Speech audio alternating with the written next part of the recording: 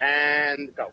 What's going on, everybody? Welcome to the Phillies Huts, the Vidcast. Today, I'm joined by baseball guy Sean. He's just coming on. Sean, if you want to introduce yourself. What's going on, everybody? Sean here, and today we're going to be talking about the trade deadline. We're going to cover the Phillies, what they're going to do or what they might do tomorrow, where they have some needs, and if you want, we could even cover a little bit of the Yankees, since I'm a Yankee fan. Whatever you want, you know? A lot of moves are going to be made within the next 24 hours. Obviously, Marcus Stroman was dealt to the New York Yankees 2 days ago. And That's actually. yeah, so well, that was a crazy day. We want to talk about the Marcus Stroman trade? Well, it came out of nowhere because, what was it? Saturday, Mm-hmm. Rosenthal was reporting that the Mets were going to be in on Stroman, and it was like, really? The Mets? Like, 6 games out of the wild card. I wouldn't have thought that the Mets would have made a fire move. And then, all of a sudden, the next day, I hear Marcus Stroman has been traded to the New York Mets, and it was such a shocking move because, again, they're 6 games out. Right. They don't look like a playoff team at all. They haven't looked like a playoff team all season. Right. I mean, they would be if their bullpen wasn't so terrible, but, you know, it really came out of nowhere. But at the same token, I think it might work for them because they're not totally out of it this year. They could still sneak up on some teams. My thing is, if they're just going to do this to trade Syndergaard, I think it's completely pointless. I would agree with you on that, and especially this guy only has, I believe, 2 years left to control. So if it's kind of a big risk because, you know, this guy could walk in 2 years in free agency, and then all the 2 prospects are thriving in Toronto. So I think it's a bit of a risky decision, but I don't really see it. I think there's a possibility that they could trade Syndergaard and sign Wheeler to an extension. I don't know why they want to get rid of Syndergaard. I don't really see the point of that. What do you think about that?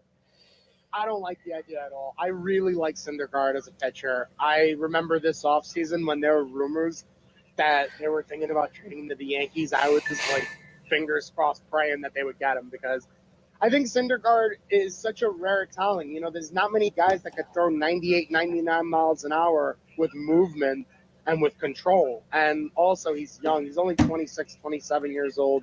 I feel like the best years could be ahead of Syndergaard. It's just a matter of staying healthy and being more consistent. But, you know, you've seen Syndergaard many a time over the last 5 seasons now. Right. And you can attest to how good he is. He's very good. And you know, he's, like I said, he's had trouble staying on the field.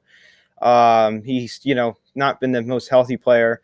But he shows signs of being good. This year he's not having a lot of success. But I tell you what, you know, a couple years ago, like in 2016 and like his rookie years, he was really good. And I still think he's one of those guys that he may be a little bit overrated, but you know the potential's there. And that's kind of like, you know, some players in the league, you know, like Chris Archer. You know, the potential's there for him. There's a lot of players like that. I definitely would put Noah Syndergaard in that category of a guy who may be a little bit overrated, but you know that he has a potential to win a Cy Young. As you said, you know, he could throw the ball 98 miles an hour. He's a very special player.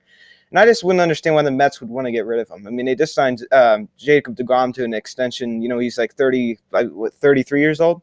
32 now. 32? Or 31. He's like 31 or 32. Yeah, and that, I mean, that's not old, but I mean, that's getting closer to where players start declining. And, you know, I just wouldn't make any sense for the Mets to choose Wheeler over Syndergaard. Do you agree with that?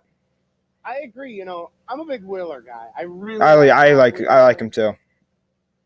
But he's a free agent. He's older, and he doesn't have the talent that Syndergaard has. However, when he's on, he can be every bit as good. So, but it's just that he's like up and down. Like for me, when I remember when he was coming up from the minor leagues and when he came up into the bigs, my comp firm was AJ Burnett. Mm-hmm. Because when he's on, he's amazing. He's one of the best. But when he's not, woof. Disaster. Yeah, exactly. I totally agree with you on that. Now, we kind of covered the Marcus Stroman thing. So let's talk about a move that was made yesterday for my Phillies. They acquired Jason Vargas from the New York Mets for a double-A catcher who's hitting like 190. And the Phillies also got cash. What do you think about that trade? You know, it's about what you could expect for Jason Vargas. Yeah. Jason Vargas is not really all that valuable. He only throws 85 miles an hour. Yeah. He was awful last season. Yeah. a nightmare. But this year he's been better. I don't know how he's going to do in Citizens Bank, though. That would scare me a little bit. If I was a Phillies fan, I would be Yeah, it would have. a That little scares me. skeptical. Mm-hmm. I don't know. I just think that if he starts going to, his fly ball ways, remember, he was in Kansas City, which is great for fly ball pitchers. Yeah, it is. And then he was on the Mets, which was great for fly ball pitchers. Now he's in Philadelphia, which is literally hell for fly ball pitchers. It is. It is. And I really don't feel confident about this trade that much. I mean, you really started off the year horrible. But this does make the rotation a little bit better. As I said, we only really have one legit starting pitcher in this rotation. That's really Aaron Nola. You can maybe make the argument that Jake Arrieta is a legit starting pitcher. This guy is not reliable. He's old and he's washed up. So I don't really have any confidence in Jake Arrieta. I think he's a very inconsistent player. So Aaron Nola is like the only guy who's consistent in this rotation. So you move Zach Eflin, he gets moves to the bullpen. So that allows, Jason Vargas to slide into that 3 spot. You have, Nola, Arrieta, and Vargas, and the rest will follow. But, there's still work to be done in this rotation. But it's an upgrade over Zach Eflin. I'll take that any day of the week. I mean, maybe not the best pitcher that not on the top of my list, but it certainly does not hurt the Phillies rotation. So there's a couple other players out there that the Phillies are, a couple other players that the Phillies are interested in. One of them is Tanner Roark of the Cincinnati Reds, and also I heard they are linked to Reds outfielder Yasiel Puig. What do you think the chances of the Phillies acquiring Tanner Roark are? I think there's a decent chance because I don't think the Reds are going anywhere this season, and I believe Roark is nearing free agency. Yeah, after this year. Yeah. Oh wow, so he can walk after the season. Yep. Yeah. And you don't have to give up much for the guy. He's a guy that you can literally have as a rental. I think you need another arm in that rotation. I've always really liked Roark. Me too. I know that there's a little skepticism. Again, he's going to a very tough place to pitch, but he's pitched in Philly before. He's pitched in Washington. Yeah. He knows the NL East. He does. I would not be nervous at all about Roark in Philly. I think it could work. I've always really liked Roark. He's a very underrated pitcher. I've always thought since the beginning of his career he's been super underrated. I really like him. If you guys get him, I think it's a definite upgrade for that rotation, and it's a needed one because in the playoffs, if you guys do get into the postseason, and I think that there's definitely a chance that they get one of those wild card spots, but you're going to need some really legit starting pitching, and he's not an ace, but he's very reliable. He is, and I know you said that Philly's a tough place to pitch in. Well, that is true, but he also pitched in Cincinnati. Cincinnati's not an easy place to pitch in either. So, he's used. Yeah, he's used to kind of pitching in Washington. I wouldn't say it's either way, or I'd say it's just kind of a gray way to pitch. I mean, it's not really hitter friendly or pitcher friendly, really.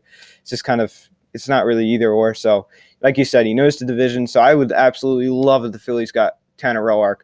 Now, the next name we're going to be talking about is Yasiel Puig, and I don't think that this move would really be – I want it to happen, but I'm just not too sure. I'm more confident that we'll get Tanner Roark than this man I'm about to mention. Yasiel Puig, now, this is what I'm going to think. So, obviously, Odubel Herrera is suspended for the rest of the season. You have Scott Kingery out there in center field. You have Jay Bruce is on the injured list. So, you're throwing out Adam Hazley and Roman Quinn, who are just not really reliable. I mean, Adam Hazley has a lot of potential, but we're in a win now mentality, and we just can't be waiting for a guy to blossom. So I think that what they should do is put Puig in center and Bruce in left. And then move Kingery to third base. And I don't know what we're going to do with Franco. Just trade him in the offseason. What do you think of that? I think that Philly has definitely soured on Franco. I feel like it's like enough is enough waiting for this guy. Puig in center field defensively, I don't think is going to be a good scenario. I agree. But I agree. I would rather have Scotty in center and Puig in a corner, but I just don't know if there's really much of a choice there. And center field, if you look at the market at center, it's just not a good – well, there's not many options out there for center field. Yeah. So you might have to go with an imperfect solution there. I think Scotty is perfect at center, though. I would, if I was Philly, I would actually rather have Eugenio Suarez. I know you have to give up more for him, but – that's a long-term answer at third base. It is. I think Philly needs. Yeah, I haven't really heard their name connected to them, but it should be because he's sitting like 250 this year, but he has a lot of potential, and I'm done with Mike Franco. I mean, he is so inconsistent. And just wait until the end of the year. If you don't get Suarez, then if the Nationals, we'll talk about the Nationals re-signing Anthony Rendon, which is a really big subject that I like to talk about. So if they wait out the rest of the year with Franco, then you still have a chance to sign Anthony Rendon. If you don't sign Rendon, then you have Alec Bohm in a couple years. But I definitely think I agree with you. I definitely think Eugenio Suarez would be a good option for the Phillies. And Puig, obviously, in center was a disaster. The Dodgers tried it with him a couple years ago, and it didn't work out at all. So what do you think? Let's talk about this. Now, this isn't really a trade deadline type of thing, but obviously the Nationals have been one of the best stories in baseball since June 1st. They have a great record, and they're doing very well. And one of their best players, probably their best player, other than Max Scherzer, is Anthony Rendon at third base.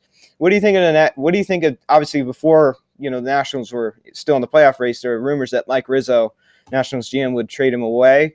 So it doesn't look like that's going to happen. The extension has not been done yet. What do you think is going to happen with Anthony Rendon? Do you think he stays in the nation's capital, or do you think he leaves?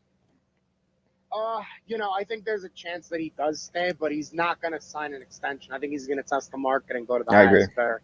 I agree. Because at this point, I mean, we're already almost done with the season. Most guys that sign extensions do it like before the year starts. Right. I don't think he's going to do it, especially with them in a pennant race. Scott Boras is the agent. Oh my God, he's not signing it. No way. Yeah. No way. He's not signing no extension. So, he's going to test the market. Yeah. I don't know if he stays. I think if the Nats are smart, I think they keep him because I feel like they really don't have that up-and-coming replacement. They don't. At third base. Like with Harper, you could justify not bringing him back because they had Victor Robles, Juan Soto, Adam Eaton, They had a full outfield without him.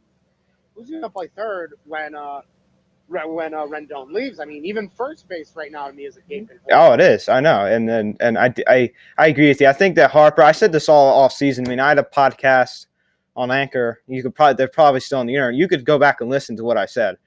I mean, I said that the Nationals were not going to re-sign Harper, and I was right. And I said that they were saving up for Rendon. So I do think that Mike Rizzo will sign Rendon.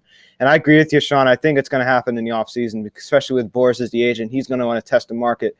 But if Nationals can't be waiting around, if Rendon wants to sign with the highest bidder, the Nationals have to be at the beginning because there's other teams out there who need good third basemen. I mean, I would love to see my Phillies going on Rendon, but if the asking price is too high, I mean, we have Alec Bohm in a couple of years, so if you get Rendon, great. If the asking price gets too high, I don't think I would go in. But what are potential shooters you see for Rendon?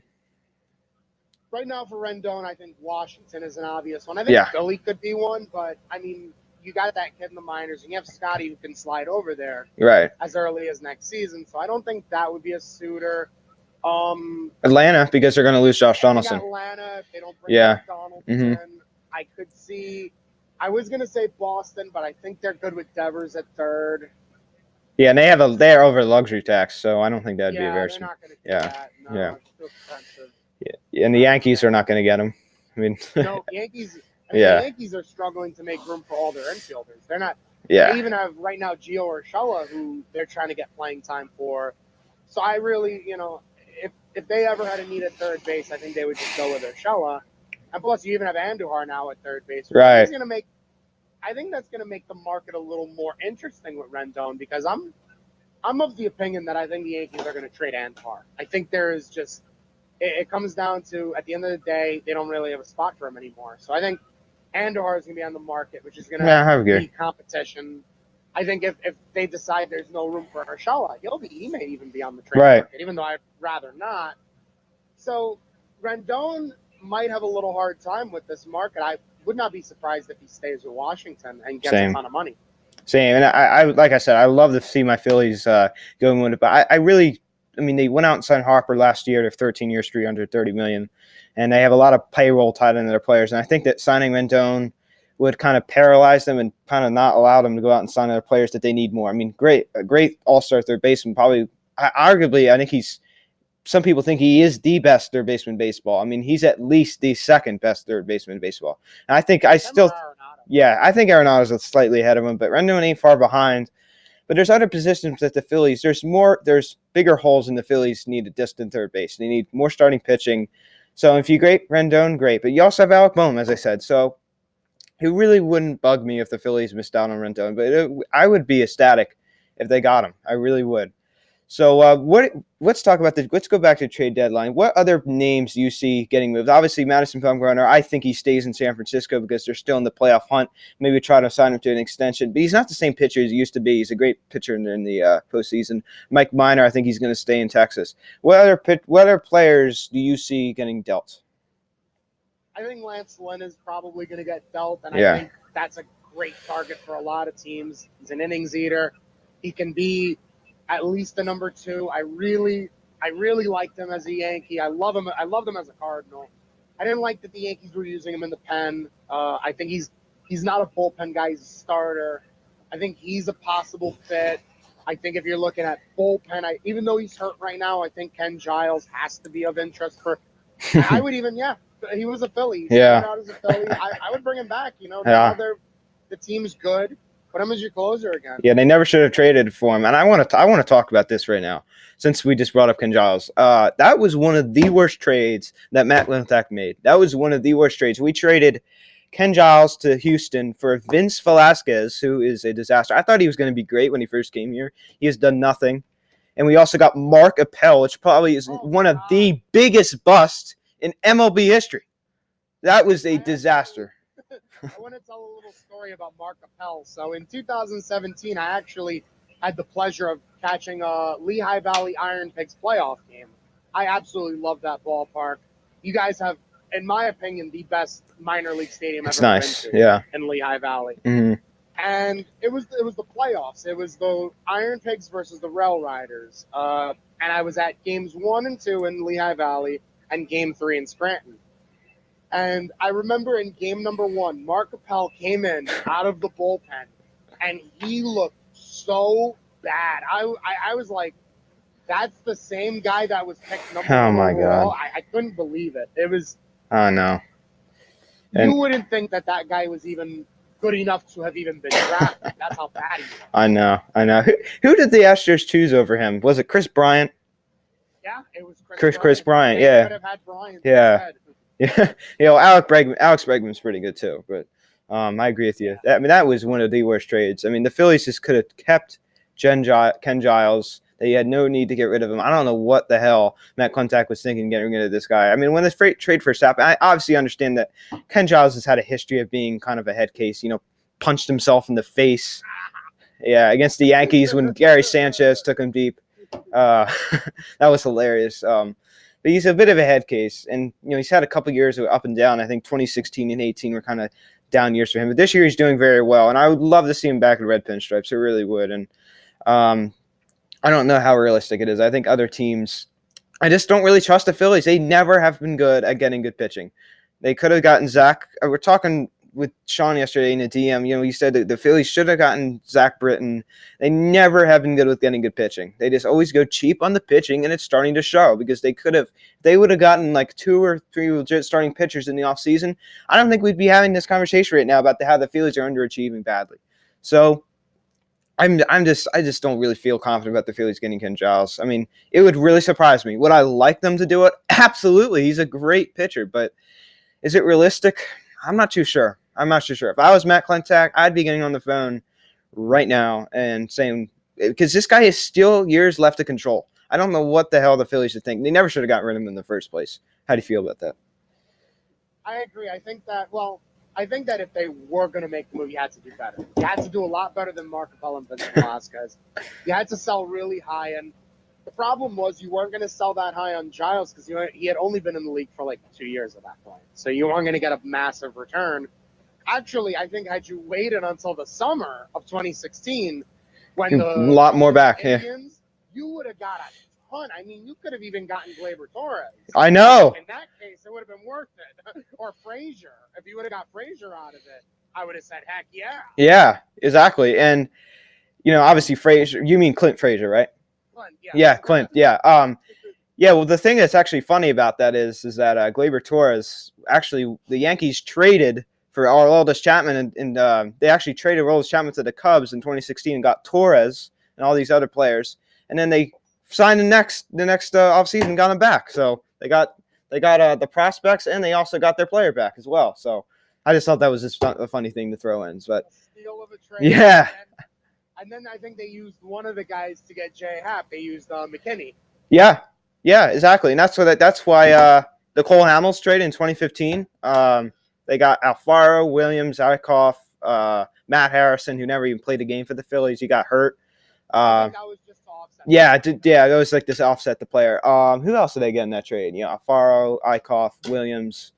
Obviously, Eichhoff hasn't worked out. Williams hasn't worked out. Alfaro, that got us JT Realmuto. So yeah.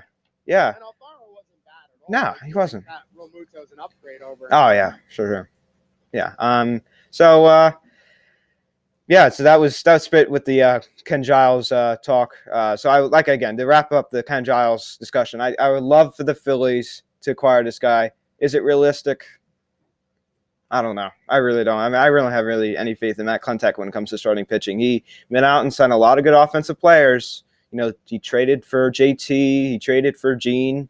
He signed Bryce. So Kutch. Yep, I forgot to mention him. And the pitching, they just go cheap on the pitching. This reminds me of the Mets sometimes. I know they have a lot of good starting pitching, but they usually just go cheap on their players, and it shows. The Mets. I mean, Sean made a video a couple months ago about the Mets. About Edwin Diaz, how he hasn't worked out at all. So, I mean, the Mets. They go cheap on their players too. So let's just talk about the Mets since we're brought up in the discussion. Sure. Yeah. And, one more thing I was going to say before we cover the Mets. For as much hate as Ruben Amaro gets, Ruben Amaro was. I like Ruben Amaro. He was. I did too. Yeah. I did too, and hey, at least his character is hilarious on the Golden. Yeah, and I was actually at a Phillies game a couple. I think it was the Chase Utley retirement, and they said former Phillies GM Ruben Amaro, and so many people booed. I'm like, dude, I know. It's He just didn't start the rebuild as soon as they should have started. Yeah, I know. It's really He got you Holiday, he got you Lee, he got you Oswald, he got you a historic rotation. He did. He just doesn't really get enough credit. So let's talk about the New York Mets. First, I'm going to give my take on it, and then Sean will give his. The Mets made a lot of moves, but it seems like they made, all the wrong moves pretty much. I mean, Ramos has kind of been a disaster. Cano has been even more of a disaster. Edwin Diaz, again, has been a disaster. Jed Lowry has not even played a game. I heard he's dealing with some. Cano? Yeah, he's been on and off the injured list all year. And Jed Lowry hasn't even played a freaking game this year. Todd Frazier, nothing really special. Yeah. Okay. I think he's a little bit underrated. He's just kind of inconsistent. Ahmed Rosario, Jeff McNeil, and Peter Alonso are and Jacob deGrom. They're like the bright spots. They are the building blocks for the future for the New York Mets. But I know you talked about this a couple months ago. Do you see the New York Mets rebuilding? No, because I think one of the reasons they're not going to rebuild, because of Stroman, has been said, is they got Stroman, yeah, and I think that tells you that. And their GM too. Yeah, he's a blow. GM's yeah, not a rebuilding GM. Yeah. They would have got right. Harrington if they wanted to rebuild. But it comes down to ownership. Right. Wilpon is 80 years old, and he wants to try to win a World Series before you know what. Mm-hmm. Yeah. Yeah. So it's like Detroit when Illich was running the team. They're not going to rebuild. The day that they rebuild is the day that Fred Wilpon passes away. Yeah, pretty much. I think that, he definitely has a little bit. I think Brodie Van Wagenen is overly aggressive to the start, but I definitely think Wilpon is putting pressure on Van Wagenen to make more moves. Do you agree? He is. He wants to win, and I don't blame him. There's that human side of, I've been running this team for years, right, and I've been working so hard with this team, and I know Mets fans are like, working so hard in the team. Yeah, I have a friend who's a Mets fan. He thinks that too. And I don't disagree. I do think that they do need to spend more money, but I think that them spending money would not be an issue if they spent it on the right players, but they consistently spend it on the wrong players. They do. It's not like they don't spend money at all. They do spend. It's just always on the wrong guys. I'm not going to blame them for David Wright. I can't blame them. anyone would have made that move. Yeah, he's a great guy. Oh, I love him. Yeah, he's great. I love David Wright. Yeah, man, he's a great guy. David Wright's awesome. Yeah. One of the few retirements that had me emotional was yeah, man. He's just such a class act, man. Like, I hate the Mets so much, but I respect for David Wright, man.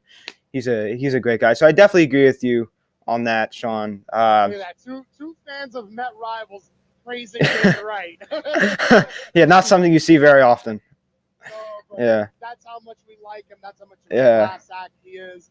But that move, I can't blame him. He had a back issue. No, I mean, you couldn't. Yeah, you get to that age, you're prone to that kind of stuff. The Cespedes one, I have a. Can we talk about that?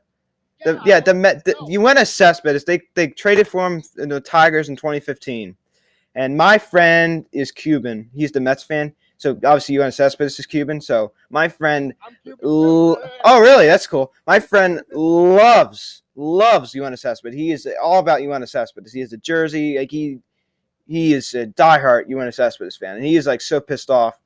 He's not even going to play a game this year, and he's been hurt for the past 3 years. And they signed him to a big contract, like 5 years, like a high. I think he has a higher AEV than Bryce Harper. So, yeah. So I mean, the Yoenis Cespedes trade. This obviously, I don't really think the Mets made a mistake trading for him in 2015 because they needed him. But I mean, they signed him to that long extension. I mean, this hasn't worked out.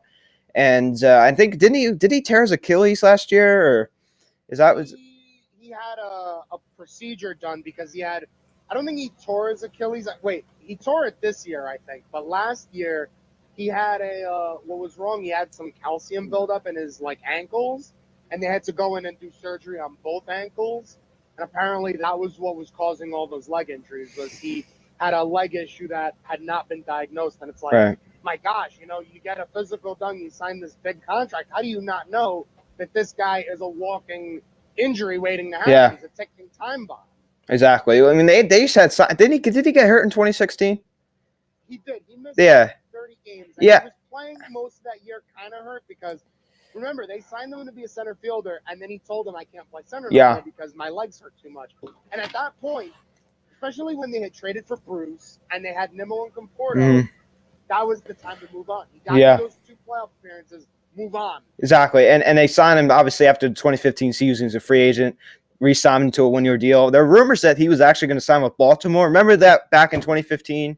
Remember, Baltimore was in on him? Remember that? Baltimore and Washington. Washington? I don't remember that. Yeah, they were in Washington? For Baltimore, it would have made a little more sense. Yeah, they always needed outfield help around that time. Yeah. And he could have DH'd him. Yeah. Might have kept him healthy. Yeah, Washington. It was before they got Eaton, so I guess they could have used him in in center because at that time they had Worth and Harper, so they just could have slid him right in the center. So, but the Mets. Yeah, but the thing I don't get is that the Mets obviously knew that he was playoff prone, injury prone at that time, but they still locked him up to that big 5-year deal. And I understand what you're saying, Jeff Wilpon and Fred. The Wilpons, they're getting older and they want to win now. So, but I mean that was a clear sign. Don't re-sign this guy, but they still did it. The guy to sign, and I remember when the Mets brought back Jay Bruce, I didn't like that move either. Again, too many corner outfits. I like Jay Bruce. I do too. He's a great guy. I think you guys did good with him. Yeah. But too many corner outfits. You have Nimmo, you have Conforto, you have Cespedes, you have Bruce. Where do you? Yeah. Now McNeil's out there. I mean, my thing was this: you don't have a center fielder. You have a ton of corner outfielders. Why didn't you sign Lorenzo Cain? I know. Yeah, that was a big thing. I remember last offseason with Mike Moustakas and Lorenzo Cain. Exactly. And the Mets went cheap on that. They really did. They missed out. I remember that. They went out and signed Todd Frazier instead of Mike Moustakas. The Met fans went ballistic. Yeah, right. It bit him in the ass. It did. It went. Yeah, it did. It did. So I definitely agree with you. So one final discussion. We obviously discussed the trade deadline. We're going to make a video in the future about Bryce Harper. That was originally supposed to be the topic on this video, but we decided we were going to do the trade deadline and other moves around baseball. Other than that, so let's talk about. Obviously, we all know the Yankees are going to win the division for sure. But before we go at closing thoughts, is Giancarlo Stanton out for the rest of the year? He is out until at the very least August, but at this point in time, They don't need I him. wouldn't count on him for anything. Yeah. Just anything they get from Stanton, consider it a bonus. Yeah, I mean, they don't need him. They don't need him. They've done so well. They've had so many injuries, but they still find a way to win ball. That just shows you good management and good coaching staff helps you win ball games, not just going out and signing players. You could sign good players and buy players, but you can never buy chemistry and good management and stuff like that. That has to come. So the Yankees have always been good at getting good management in history. So let's talk about what was that? Agreed. Yeah. So let's talk about Agreed. Let's talk about the NL East. Obviously, 3 teams in the mix. I'm not going to count the Mets. I know you said the Mets are technically not out of it. I know you said that a couple days ago. That's just true. They're only 6 games out of wild card spot. Yeah, they are a long shot. But let's talk about the 3 teams that are in the East in the mix in the NL East. The Atlanta Braves, who lead it. The Washington Nationals are in second, and we have my Philadelphia Phillies in third. So I think the Atlanta Braves will win the division. How about you? Yeah, I'm going to go with the Braves. I think they just have the best all-around team right now. I love their lineup with Acuna, Donaldson, Alvin, Freeman, Swanson starting to Freeman. get better. Yeah. I really like that Markakis, although he got hurt. Freeman. Yeah. There's so much there. That rotation is really coming into its own. The catching isn't great. Well, their catching I like. I like McCann and Flowers. Yeah. They make a good platoon. Yeah. Kind of like Washington. They have Gomes and Suzuki. Obviously, Gomes is way better. As you continue.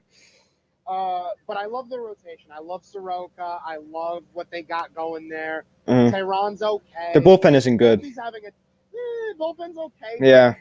Like the Phillies almost. Like the Keuchel signing. What I would do for the bullpen, I would throw Kevin Gausman in there. Yeah. That would definitely add some depth in there. That would really bolster it more. I would agree with you. He would. I totally agree with you. So we'll talk about Washington. So how about you feel? And then I'll give my thoughts. Washington. I like Washington. That rotation. I think with that rotation, they're having some injuries. Scarier than people think.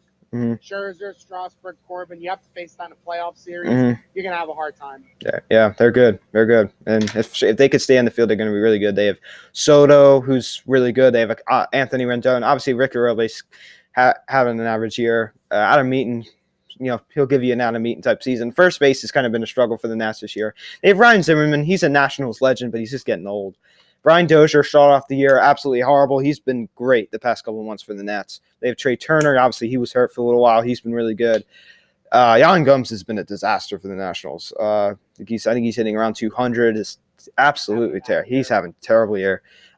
Suzuki has been pretty good. I hate that guy. He kills the Phillies. Every game he seems like he hits a home run against the Phillies. He is a Philly killer. But I have to yeah. Yeah. Ever since he left the Mets, I don't know what happened.